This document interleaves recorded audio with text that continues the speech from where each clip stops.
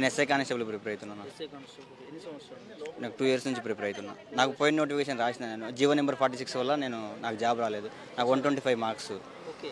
1.5లో పోయింది నేను marks job. Jio 46 బాధితుడు. జీవో 46 బాధ్యత. ఎత్తేసినట్టున్నారు కదా, ఎత్తేసినట్టున్నారు. ఏం జీవో నెంబర్ 46 అది ఎప్పటి నుంచో చెప్తున్నారు రద్దు చేస్తామని, ఇప్పటివరకు కాలేదు. సమస్య అట్లనే ఉన్నది. యూనివర్సిటీకి వచ్చిండు ముఖ్యమంత్రి నోటిఫికేషన్ కోసం వెయిట్ చేస్తున్నాం. ఇప్పటివరకు మేము పొద్దున్న ఎప్పుడో వచ్చినాం వస్తారని వెయిట్ చేస్తున్నాం, కానీ లోపలికి ఎలా చేస్తలేరు మమ్మల్ని. ఓన్లీ స్టూడెంట్స్ అన్నారు కానీ స్టూడెంట్స్ని కూడా ఎలా చేస్తలేరు. వాళ్ళు పార్టీ పరంగా వాళ్ళే ఉన్నారు మొత్తం లోపల. మీకోసం వచ్చిండు కదా, మా కోసం వచ్చారు కానీ మేము బయట నుంచి వాళ్ళసి వస్తుంది కదా, ఆయన దగ్గర వెళ్ళట్లే కదా మేము. ఫస్ట్ అయితే అదే అర్థం కావట్లేదు మాకు కూడా. ముందస్తు అరెస్టులు చేస్తున్నారు అందరినీ, అదే అర్థం కావట్లేదు. మేము ఏమైనా రౌడీలేమా ఏమో అర్థమవుతలే మాకు కూడా. ఆ కంచెలు ఏమేమి చెప్పాలో అర్థం కావట్లేదు అన్న మాకైతే. ప్రజాప్రభుత్వం అంటే ఇక చూస్తే మీకు అర్థమవుతుంది కదా ప్రజాప్రభుత్వం ఏంటో, దానికోసం అర్థమవుతుంది కదా. మీరు ఎంతో ఆశగా ఎదురు చూస్తారు కదా, ముఖ్యమంత్రి యూనివర్సిటీకి వస్తా ఉన్నాడు. మాకు జాబ్ నోటిఫికేషన్ కోసం వెయిట్ చేస్తున్నాం కానీ ఇప్పటికైతే నోటిఫికేషన్ అయితే ఏమి ఇవ్వట్లేదు. దానికోసం వెయిట్ చేస్తున్నారు కదా, స్పీచ్ వింటున్నాం, నోటిఫికేషన్ గురించి వింటున్నాం. లేదా మామూలుగా ఏం మాట్లాడుతున్నారు అతనికి అర్థం కావట్లేదు. ఏం మాట్లాడుతున్నారు నా స్టూడెంట్స్ గురించి మాట్లాడలేదు. యూనివర్సిటీకి వచ్చింది దేనికి, యూనివర్సిటీ దేనికి ఉన్నది స్టూడెంట్స్ కోసమే కదా, మరి దాని గురించి మాట్లాడాలి. ఇక ఏం మాట్లాడుతున్నారు ఆయనకి అర్థం కావాలి, మాకైతే ఏం అర్థమవుతలేదు అన్న, అర్థమవుతలేదు. నోటిఫికేషన్స్ అది వెయిట్ చేస్తున్నాం. ఇక ప్రెస్ మీటింగ్ కాలేదు పూర్తిగా, దానికోసం వెయిట్ చేస్తున్నాం. చివరి వరకు చూస్తాం, ఇక ఏమైతుందో చూద్దామని. ఇప్పటికి ఇక్కడే ఉన్నాం. పొద్దున ఎప్పుడో వచ్చినా మేము, నేను 9:30 అట్లా వచ్చిన. 1 అవుతుంది. ఇక వాళ్ళు ఏమి ఇస్తలేదు, ఇంకా రెస్పాండ్ ఏం రావట్లేదు. చూస్తామని వెయిట్ చేస్తున్నాం. అదే అర్థం కావట్లేదు. మేమేం పాపం చేసినా మాకు అర్థమైతలేదు. ఫస్ట్ మీ యూనివర్సిటీకి వచ్చి మమ్మల్ని లోపలికి రానియట్లేదు. అది ఎంట్రీ పాస్లు అంట, విఐపి పాస్లు లెక్క ఎంట్రీ పాస్లు స్టూడెంట్కి. ఆ పాస్లు ఉన్నా ఎలా చేస్తలేరు.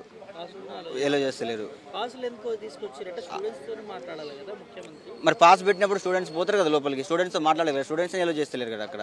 లోపల ఒకసారి లైవ్ చూడండి మీరు, స్టూడెంట్స్ ఒక్కరు లోపల, ఎవరు లేరు. అది కాంగ్రెస్ వాళ్ళు మొత్తం పార్టీ పరంగా వాళ్ళు ఉన్నారు. గొప్పగా మీకు 80,000 కోట్లు పెట్టి హాస్టల్స్ పెడతాము. ఆ హాస్టల్స్ ఏమున్నాయన్నా, ఇప్పుడు కరెంట్ హాస్టల్లో నుంచి బయటకు వస్తలేనే కరెంట్ బంద్ చేశారు, వాటర్ బంద్ చేశారు. ఈరోజు రేవంత్ రెడ్డి గారు వస్తున్నారని, ఇంక ఎట్లా ఉంటారు చెప్పండి. అట్లా ఉన్న పరిస్థితి. ఖాళీ చేసి పంపించినట్టుగా అది అకాడమిక్ ఇయర్ అయిపోయింది, అది వేరులే. సెకండ్ ఇయర్ అకాడమిక్ అయిపోయింది, అది వేరు. ముందస్తు అరెస్టులు మొత్తం చూసిన ఉస్మానియా యూనివర్సిటీ అది 2 days ముందే అరెస్ట్ చేస్తున్నారు వాళ్ళందరినీ. ఆ ఉద్యమం అక్కడ నుంచి స్టార్ట్ చేస్తారనేసి.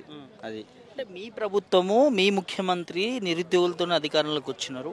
సో అట్లాంటి ప్రభుత్వంలో ఇట్లాంటి చర్యలు జరుగుతూ ఉన్నాయి. ఏం చెప్తారు ముఖ్యమంత్రికి ఈ వేదిక నుంచి? ఇప్పుడు మేము చూస్తున్నాం కదా, ఇప్పుడు గవర్నమెంట్ ఏర్పడి 2 సంవత్సరాలు అయింది.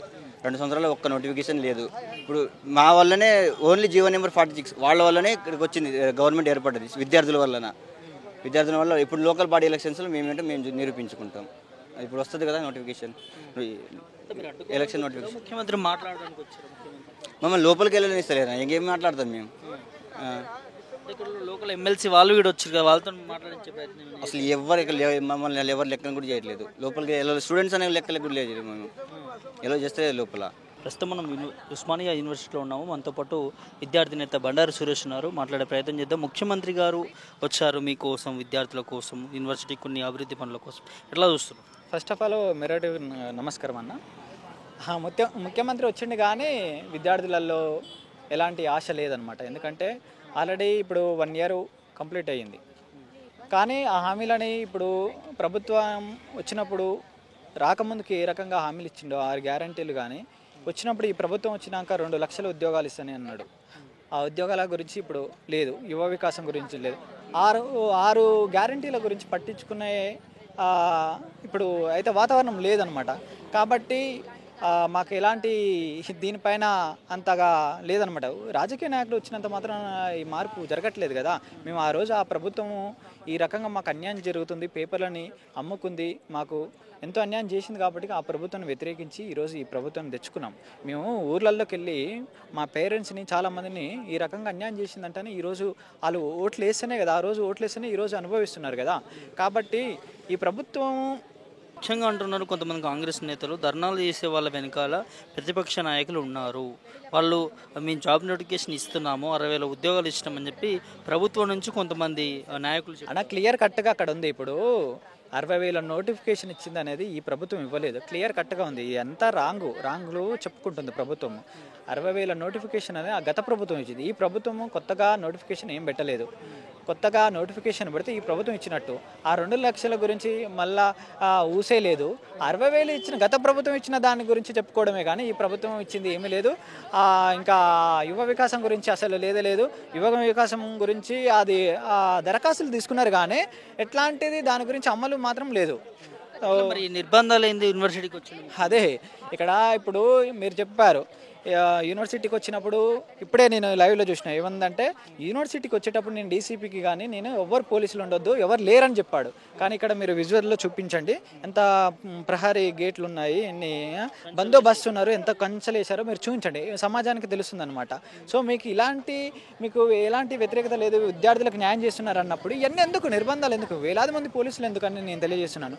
మీరు విద్యార్థులకు న్యాయం చేయలేదు, వారి నుంచి వ్యతిరేకత ఉన్నది కాబట్టికే కదా, మీరు వారి నుంచి మీకు ఒక డిమాండ్ ఉంది కాబట్టి మీరు ఆ డిమాండ్కి మీరు పరిష్కారం చేయలేదు కాబట్టికే కదా మీరు ఈరోజు వేలాది మంది, మీరు చూపించండి ఒకసారి విజువల్లో చూపిస్తే సమాజానికి తెలుస్తుంది.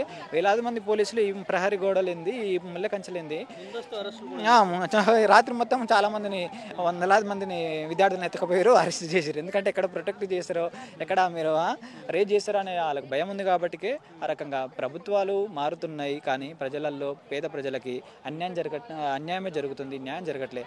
ఈ విద్యార్థులకు కూడా ఎప్పుడు న్యాయం చేయాలని బయటకు మాత్రం చెప్తున్నారు కానీ వాస్తవాలకు చూస్తే ఏ రకంగా న్యాయం చేకూరట్లేదు. మీకే నష్టం జరుగుతుంది, అభివృద్ధిని ఆపిన వాళ్ళు అయితే ముఖ్యమంత్రి ఇప్పుడు మాట్లాడుతూ ఉన్నాడు, వినతి పత్రాలు ఇస్తే తీసుకుంటా అంటున్నాడు. మరి ఎందుకు ఇంత వినతి పత్రాలు తీసుకునేంత మాత్రాన అమలు చేయకపోతే ఎలాంటి ఉండదు కదా అన్న, ఫలితం ఉండదు కదా. వినతి పత్రాలలో మార్పు జరగదు. వినతి పత్రాలు తీసుకొని దానిపైన చిత్తశుద్ధి ఉండాలి, చేయాలి. చేయకపోతే ఏమి ఉండదు. కాబట్టి ప్రభుత్వం తప్పకుండా రానున్న ఎలక్షన్స్ ఉన్నాయి కాబట్టి సో మీరు ఈ రకంగానే వ్యవహరిస్తే రానున్న ఎలక్షన్లో తప్పకుండా ప్రభావం ఉంటుంది. మీరు చెప్పుడు ఒకటి చేసుడు ఒకటి, రాజకీయ నాయకులు మొత్తం ఈ రకంగానే ఉంటున్నారు. కాబట్టి సమాజంలో విద్యార్థులు, ఎస్పెషల్గా విద్యార్థులే మనం గెలిపించినాం కాబట్టి ఈ ప్రభుత్వాన్ని మీరు తప్పకుండా నోటిఫికేషన్ ఇవ్వండి. ఏ రకంగా విద్యార్థులకు ఓన్లీ గవర్నమెంట్ ఉద్యోగాలే కాదు, మీరు ఇంకా ఎన్నో రకాలుగా బెనిఫిట్స్ చేయొచ్చు. ఇప్పుడు కంపెనీలు ఉన్నాయి, ఆ కంపెనీలలో ఈ లోకల్ మన తెలంగాణ విద్యార్థులకు ఇంత పర్సెంటేజ్ అని పెట్టండి. సో కాబట్టి ఏదైతే స్కిల్స్ కావాలో అవన్నీ స్కిల్స్ నేర్పించండి. ప్రభుత్వం తలుచుకుంటే చేయాలనుకుంటే చేయకుండా ఉండలేదు. కాబట్టి మీరు చేయండి, చేస్తేనే బాగుంటుంది. లేదంటే మీరు తప్పకుండా రానున్న ఎలక్షన్స్లో, లోకల్ బాడీ ఎలక్షన్స్ ప్రభావం చూపిస్తారని నేను తెలియజేస్తున్నాను. వెళ్తా ఉన్నారు, వచ్చేసి ప్రోగ్రామ్ కూడా అయిపోయింది. సో ఎట్లా చూస్తారు ఎంత సినారియో ఇక్కడ అరెస్టులు జరిగినాయి, ఈ ట్రాఫిక్ సంబంధించినటువంటి అంశాలు ఇక్కడ ఉన్నాయి. అదేవిధంగా ఎవరిని కూడా విద్యార్థులను కూడా కల్పించిన పరిస్థితి చూసాం. కొంతమందిని మాత్రం అలౌ చేసినట్టు అంటున్నారు. సో ఏం చెప్తారు? అదే అన్న, ఇప్పుడు ఏంటంటే ఆడ మొత్తం వాస్తవానికి కాంగ్రెస్ పార్టీ సంబంధించిన వాళ్ళే వెళ్ళారు పాసులు, మిగతా వాళ్ళకి ఎవరికి ఇవ్వలేదు. ఇంకా ముందస్తు నిన్ననే రాత్రి చాలా మందిని అరెస్ట్ చేశారు. సో వీళ్ళందరికీ ఏంటంటే థ్రెట్ ఉంది, ఎక్కడైతే అడుగుతారో క్వశ్చన్ చేస్తారనే ఉద్దేశం ఉంది కాబట్టి నైట్ మొత్తం అరెస్ట్ చేశారు. వాళ్ళు సీఎం ఇప్పుడే చెప్పిండు, ఆయన ఏమన్నాడంటే ఎవరిని పోలీసులను పెట్టలేదు అన్నాడు. అవన్నీ అవాస్తవాలు. మీరు ఇక్కడ విజువల్స్ చూపిస్తేనే ప్రజలకు తెలుస్తుంది అనమాట. తప్పకుండా ప్రజాపాలన అంటారు కానీ ఇది ప్రజాపాలన కాదు, దగా పాలన తప్పకుండా చెప్పొచ్చు అనమాట. సో కాబట్టి అవును 100% కరెక్ట్ కదా. ఇప్పుడు రాహుల్ గాంధీ వచ్చిండు, అశోక్ నగర్కి వచ్చిండు, చిక్కడపల్లికి వచ్చిండు, అక్కడికి వచ్చి ఏమని అన్నాడు, 2 లక్షల ఉద్యోగాలు ఇస్తానన్నాడు, 6 గ్యారంటీల గురించి మాట్లాడి. మరి 1 ఇయర్ గడిచిపోయింది, దాని గురించి ఊసే లేదు. ఎందుకు అంటే రాజకీయ నాయకులు పబ్బం గడుపుకుంటున్నారు, నిరుద్యోగులు ఆకలితో అలమటిస్తున్నారు. చాలా దౌర్భాగ్యమైన స్థితి అన్న. మీరు రాండి ఒకరోజు వస్తే ఈ ల్యాండ్స్కేప్లో లైబ్రరీలో ఎట్లాంటి దౌర్భాగ్యమైన స్థితిలో ఉన్నారో తెలియజేస్తుంది చెప్తారనమాట. నేను కాదు చెప్పేది, వారి నుంచి చెప్తారు. ఎందుకంటే రోజు ఒక 5 రూపాయలు భోజనం చేసి ఒక అరటిపండు తిని ఒక ఛాయ్ తాగి బతుకుతున్నారన్న. రోజుకు ఒక 15 గంటలు చదువుతున్నారు, కానీ వాళ్ళ జీవితాలలో ఒక మార్పు వస్తుందేమో అనుకుంటే ఈ ప్రభుత్వాలు ఈ రకంగా వ్యవహరిస్తే ఎలా కుటుంబాలు బాగుపడతాయనేది. పేదలకు చేసే ప్రజాపాలనే కదా ప్రభుత్వం, పేదలకు న్యాయం చేసే ప్రభుత్వాలే కదా. ఎందుకు 70 సంవత్సరాల సుదీర్ఘ చరిత్రలో ఇంకా పేదలు ఇంకా నిరుపేదలుగా ఎందుకు ఉంటున్నారు, ఎందుకు కోటీశ్వరులుగా ఉంటున్నారు అని నేను అడుగుతున్నాను. ప్రభుత్వాలలో వైఫల్యాలు ఉన్నాయి. 70 సంవత్సరాల సుదీర్ఘ పాలనలో ఇంకా పేదలు ఉన్నారంటే ప్రభుత్వాలలో ఈ రాజకీయ పార్టీలలో 100% ఎక్కడెక్కడ లోపం జరుగుతుందని నేను తెలియజేస్తున్నాను. కాబట్టి ఈ ప్రభుత్వాలు పేదలకు న్యాయం అంటున్నాయి కానీ న్యాయం ఎక్కడ చేకూర్చట్లేదు. న్యాయం చేయాలని నేను తెలియజేస్తున్నాను అన్న. Thank you. తెలంగాణ ముఖ్యమంత్రి రేవంత్ రెడ్డి ఇవాళ ఉస్మానియా యూనివర్సిటీకి పలు అభివృద్ధి కార్యక్రమాలకు వస్తూ ఉన్నాడు. అదేవిధంగా యూనివర్సిటీలో కట్టించినటువంటి దాదాపు 2 హాస్టళ్లు దాదాపు 80,000 కోట్లతో కట్టించారని చెప్పి కూడా మనకు ఒక ఇన్ఫర్మేషన్ ఉంది. సో వాటి ప్రారంభోత్సవానికి అదేవిధంగా కొన్ని అభివృద్ధి పనులకి ముఖ్యమంత్రి రేవంత్ రెడ్డి వస్తూ ఉన్నాడు. సో వస్తున్నటువంటి నేపథ్యంలో ఒకసారి మనం చూసుకోవచ్చు, క్యాంపస్ చుట్టంతా కూడా ఇనుప కంచెలు వేసి ఎక్కడికక్కడ కూడా అష్టదిగ్బంధనం చేసే విధంగా ఇవాళ క్యాంపస్ని చేసినట్టుగా క్లియర్గా కనిపిస్తూ ఉంది. ఎవరైతే విద్యార్థులు కావచ్చు, నిరుద్యోగులు కావచ్చు, ఎవరిని కూడా లోపలికి అలౌ చేయట్లేరు. ముందుగానే పాసులు ఇచ్చారు నాయకులకు కావచ్చు, లేకపోతే కొంతమంది లీడర్స్కి ఇచ్చారు, వాళ్ళే అలౌ ఉంటుందని చెప్పి కూడా ఉస్మానియా యూనివర్సిటీకి సంబంధించినటువంటి విద్యార్థులు ఎవరిని కూడా లోపలికి అలౌ చేస్తలేరు. ఇటు హాస్టల్ ముంగట కావచ్చు, ఇటు కాలేజీల ముంగట కావచ్చు, అటు ఆర్ట్స్ కాలేజ్ ముందు కావచ్చు. సో చాలా భారీ ఎత్తున పోలీసులు మోహరించారు. దాదాపు 3 రోజుల ముందటనే సీఎం షెడ్యూల్ ఉన్న నేపథ్యంలో సో ఎవరిని కూడా ఇక్కడ అజిటేషన్స్ కావచ్చు, ఎట్లాంటి ధర్నాలు గొడవలు చేయకుండా సో అందరినీ కూడా ముందస్తు అరెస్ట్ చేశారు. చేసి పోలీస్ స్టేషన్లో దాదాపు వారిని ఉంచడం జరిగింది. సో ముఖ్యమంత్రి రేవంత్ రెడ్డి వస్తున్నటువంటి నేపథ్యంలో ఎక్కడ కూడా ఇబ్బంది కలగకూడదంటూ కూడా ఇక్కడ ప్రభుత్వం నుంచి కావచ్చు, పోలీస్ యంత్రాంగం నుంచి కావచ్చు చాలా కఠిన చర్యలు తీసుకున్న పరిస్థితి చూస్తూ ఉన్నాము. సో ఎవరు కూడా లోపలికి అలో లేదు, ఓన్లీ పాస్లు ఉన్న వారే లోపలికి అలో ఉంటుందంటూ కూడా వారు చెప్తా ఉన్నారు. మీడియా మిత్రులు కూడా కొంతమంది మెయిన్ స్ట్రీమ్ వాళ్ళకి అలో ఉందంటున్నారు. మీ యూట్యూబ్ ఛానల్స్ కావచ్చు వీటికి ఎవరికి కూడా అలో లేదని చెప్పి చెప్తా ఉన్నారు. సో ఇవాళ ఒక విషయం ఆలోచించాలి, ఇంత భారీ ఎత్తున ఒక్కసారి చూడొచ్చు ఇనుప కంచెలు ఉస్మానియా యూనివర్సిటీ చుట్టూ కూడా ఇనుప కంచెలు వేసి ఎక్కడ కూడా గొడవ జరగకుండా ఎవరిని కూడా విద్యార్థులని రానియకుండా లోపలికి రానియకుండా ఇక్కడ ఒక మెయిన్ ఎంట్రన్స్లో ఒక గేట్ పెట్టడం జరిగింది, భారీ గేట్స్ పెట్టడం జరిగింది. ఇక్కడ దాదాపు ఒక 10ల సంఖ్యలో పోలీసులు కూడా లోపలికి వెళ్ళే వాళ్ళని కేవలం పాస్లు ఉన్న వాళ్ళని లోపలికి వెళ్ళనిస్తూ ఉన్నారు. స్టూడెంట్స్ని ఎవరిని కూడా పాస్ లేకపోతే మాత్రం వాళ్ళని బయటికే పంపిస్తున్నటువంటి నేపథ్యాన్ని చూస్తూ ఉన్నాము. సో ప్రతి ఒక్క వెహికల్ని చెక్ చేస్తూ ఉన్నారు. సో చాలా కట్టుదిట్టమైన చర్యల్లో ఈ ప్రోగ్రామ్ కంటిన్యూ అవుతుందని కూడా క్లియర్గా చెప్పుకోవచ్చు. సో వచ్చిన ప్రతి వెహికల్ని చెక్ చేసి వారిని ఆ పాస్లు ఉన్న వాళ్ళు అంటే ముందుగానే పాసులు ప్రొవైడ్ చేస్తారు, పాస్లు ఉన్న వాళ్ళని లోపలికి అలో చేస్తున్నటువంటి పరిస్థితి చూస్తాము. ఈ మెయిన్ లోపలనే ఒక ½ కిలోమీటర్ మేరలోనే 2 హాస్టల్స్కి సంబంధించినటువంటి ఉస్మానియా యూనివర్సిటీకి సంబంధించినటువంటి నిర్మించారు. సో వాటి ప్రారంభోత్సవానికి అదేవిధంగా వాళ్ళ అభివృద్ధి పనుల కోసము ముఖ్యమంత్రి గారు రాబోతా ఉన్నారు. సో ఈ మెయిన్ ఎంట్రన్స్ దగ్గర ఉన్నటువంటి పరిస్థితి చూస్తూ ఉన్నాము. రైట్, ఇంకా అంశాలు మనం మాట్లాడుకోవాల్సినవి చాలా ఉన్నాయి. వాళ్ళ ముఖ్యమంత్రి రేవంత్ రెడ్డికి సంబంధించి వాళ్ళ నిరుద్యోగుల నుంచి కావచ్చు, విద్యార్థుల నుంచి కావచ్చు చాలా అసంతృప్తి వ్యక్తం చేస్తూ ఉన్నారు. ఎన్నికల్లో ఇచ్చినటువంటి గ్యారంటీస్ ఏవైతే ఉన్నాయో అవి ఇప్పటి వరకు కూడా పూర్తిగా ఇంప్లిమెంట్ కాని పరిస్థితి చూస్తూ ఉన్నాము. ఇటు నిరుద్యోగులకు సంబంధించి ఉద్యోగాలు కావచ్చు, అదేవిధంగా జాబ్ క్యాలెండర్ కావచ్చు, అదేవిధంగా నిరుద్యోగ భృతి కావచ్చు, మహిళలకి స్కూటీలు కావచ్చు, విద్యా భరోసా కార్డు కావచ్చు, ఇట్లా చాలా హామీలు కాంగ్రెస్ ప్రభుత్వము అధికారంలోకి వచ్చే ముందు మేనిఫెస్టోలో ఇవ్వడం జరిగింది. కానీ ఇప్పటివరకు పూర్తిగా ఎక్కడ కూడా ఫిల్ చేయని పరిస్థితి. దాన్ని చాలా రోజుల నుంచి కూడా నిరుద్యోగులు విద్యార్థులు బయటకు వచ్చి ధర్నాలు చేస్తూ ఉన్నారు, వివిధ రకాల నిరసనలు తెలుపుతున్నటువంటి పరిస్థితి చూస్తూ ఉన్నాం. సో ముఖ్యమంత్రి యూనివర్సిటీకి వస్తూ ఉన్నారంటే కనీసం మా బాధలు ముఖ్యమంత్రి కన్నా వినిపిద్దాము, ఇప్పటి వరకైనా పట్టించుకోలేదు, కనీసం ఇప్పటి నుంచైనా పట్టించుకుంటారేమో అని చెప్పి నిరుద్యోగులందరూ కూడా ఆశతో ఎదురు చూశారు, విద్యార్థులు కూడా ఆశలతో ఎదురు చూశారు. యూనివర్సిటీకి సంబంధించిన చాలా ఇబ్బందులు ఉన్నాయి, సమస్యలు ఉన్నాయి, అవి ముఖ్యమంత్రి వారికి చేరవేయాలంటూ కూడా వాళ్ళు కొన్ని లెటర్లు కూడా రాయడం జరిగింది. ముఖ్యమంత్రిని కలుస్తాము, కలిసి మేము వినతి పత్రంగా కలిసి మా యూనివర్సిటీ సమస్యలు చెప్పుకుంటామంటూ కూడా విద్యార్థులు ఇక్కడ యూనివర్సిటీ చదువుతున్నటువంటి విద్యార్థులు కూడా వాళ్ళు ఆవేదన వ్యక్తం చేశారు. కానీ ఎక్కడ కూడా వారి గొంతు నొక్కే విధంగా ప్రభుత్వం చేస్తూ ఉంది, ఇక్కడ ఉన్నటువంటి పోలీసు యంత్రాంగం చేస్తూ ఉన్నది. యూనివర్సిటీ మొత్తం కూడా కట్టుదిట్టం చేసినటువంటి పరిస్థితి చూసినాము. ఎక్కడ కూడా ఏ విద్యార్థి కూడా బయటకు వచ్చి ఎలాంటి ఏ అజిటేషన్ కావచ్చు, కలిసే ప్రయత్నం కావచ్చు, రోడ్డు పైకి వచ్చే పరిస్థితి కూడా లేకుండా ఎవరైతే రెగ్యులర్ యాక్టివిటీస్ ధర్నాలు చేస్తూ ఉన్నారో వాళ్ళందరినీ కూడా ముందుగానే అరెస్ట్ చేసి పోలీస్ స్టేషన్లో ఉంచడం జరిగింది.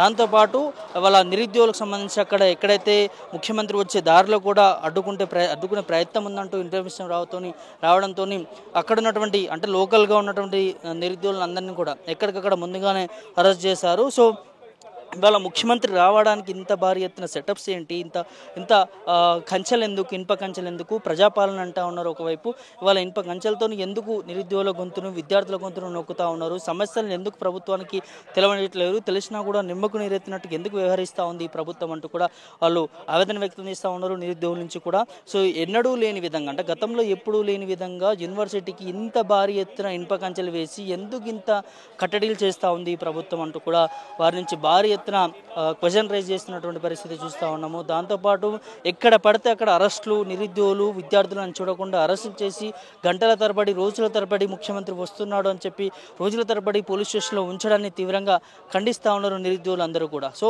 ఇవాళ నిరుద్యోగుల ప్రభుత్వం అని చెప్పుకునేటటువంటి ఈ ప్రభుత్వం ఇంత కట్టుదిట్టమైన చర్యలు ఎందుకు తీసుకోవాల్సి వచ్చింది? ఇంత పరిస్థితి ఎందుకు వచ్చింది? ఇచ్చిన గ్యారంటీస్ని ప్రభుత్వం ఎందుకు మర్చిపోవాల్సి వచ్చింది? ఎందుకు నిరుద్యోగులు మోసం చేయాల్సి వచ్చింది? ఎందుకు విద్యార్థులు మోసం చేయాల్సి వచ్చింది? ఇది ప్రజాపాలన అని చెప్పుకుంటూ ఇవాళ ప్రజాభవన్లో ఏదైతే కంచెలు తీసేసినాం, గడిలు బద్దలు కొట్టడం, ప్రజా సమస్యలను మేము పరిష్కరిస్తాము, అది ప్రజాపాలన అని చెప్పినటువంటి ఇదే ప్రభుత్వం, ఇదే ముఖ్యమంత్రి రేవంత్ రెడ్డి గారు ఇవాళ ఉస్మానియా యూనివర్సిటీకి వస్తూ ఉంటే ఇవాళ ఈ కంచెలు ఎందుకు వేస్తూ ఉన్నాడు? ఇలా పోలీసులతో ఎందుకు అరెస్ట్ చేపిస్తూ ఉన్నారు? ఎందుకు నిరుద్యోగుల గొంతు నొక్కుతూ ఉన్నాడు అంటూ కూడా నిరుద్యోగ గలం మొత్తం కూడా తిరగబడుతున్నటువంటి పరిస్థితి చూస్తూ ఉన్నాము. సో ఏది ఏమైనప్పటికీ కూడా వస్తూ ఉన్నారు, సంతోషమే. కానీ విద్యార్థులకు, నిరుద్యోగులకు సంబంధించిన సమస్యలు కూడా పరిష్కారం కావాలి.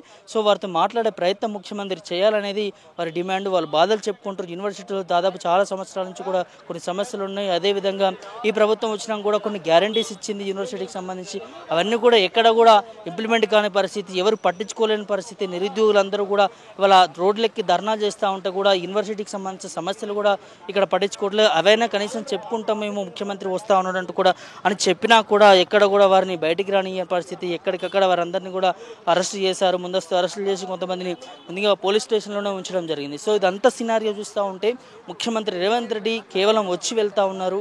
సో మా సమస్యలు పట్టించుకోవట్లేని ఒక ఆవేదన అయితే నిరుద్యోగుల నుంచి భారీ ఎత్తున ఉన్నది. ఇక్కడ క్లియర్గా ఒకసారి ప్రభుత్వం ఆలోచన చేసుకోవాల్సిన అవసరం ఉంది. ఇంత పెద్ద కంచెలు, ఇంత పెద్ద అవన్నీ కూడా అవసరం లేదు. ప్రభుత్వ పాలన అన్నప్పుడు ప్రభుత్వానికి ప్రజలకు సంబంధించి ఏవైతే సమస్యలు ఉన్నాయో, నిరుద్యోగులకు సంబంధించిన సమస్యలు ఉన్నాయో వాటన్నింటినీ కూడా సాల్వ్ చేసే దిశగా ప్రభుత్వాలు నిర్ణయాలు తీసుకోవాలి. కానీ ఇట్లా గడిలు వేసే విధంగా, ఇట్లా నిరుద్యోగులను ఇబ్బంది పెట్టే విధంగా ఎన్నడూ చూడలేదు. తెలంగాణ ఉద్యమంలో కూడా ఇట్లాంటి పరిస్థితి మనం ఎప్పుడు కూడా చూడలేదు. కంచెలు వేసినటువంటి పరిస్థితి ఎప్పుడు మనం చూడలేదు. ఇట్లా కంచెలు వేసి ఆ రోజులలోనే, ఎప్పుడు తెలంగాణ రాకముందు రోజు, ఆ రోజులో ఇలాంటి పరిస్థితి మనం ఎప్పుడు కూడా, అంటే కంచెలు వేసినా కూడా ఏ విధంగా ఉద్యమాన్ని ముందుకు చూసాం. కానీ ఆనాటి రోజులకు సంబంధించి ఏవైతే మనం ఇబ్బందులు పడ్డామో, యూనివర్సిటీ నుంచి నిరుద్యోగులు, విద్యార్థులు అందరూ గలమై తెలంగాణ రావాలని ఎట్లా కొట్లాడారో, ఇప్పుడు ఆ కొట్లాడిన విధంలో అప్పుడు ఎట్లాంటి పరిస్థితులు నెలకొన్నాయో ఇప్పుడు యూనివర్సిటీలో కూడా ముఖ్యమంత్రి వస్తూ ఉంటే అదే విధంగా కంచెలు వేసి విద్యార్థులని, నిరుద్యోగులని అందరినీ ఇబ్బంది పెడుతూ ఇవాళ ముఖ్యమంత్రి రావాల్సిన అవసరం ఏమొచ్చింది? వచ్చిన విద్యార్థులు, నిరుద్యోగులతో ఎందుకు ముఖ్యమంత్రి మాట్లాడట్లేదంటూ కూడా ప్రధానమైనటువంటి డిమాండ్ వినిపిస్తూ ఉంది. ఇప్పటికైనా ప్రభుత్వం కళ్ళు తెరుచుకోవాలి. ఇలా యూనివర్సిటీకి వచ్చి పలు అభివృద్ధి కార్యక్రమాల్లో ముఖ్యమంత్రి గారు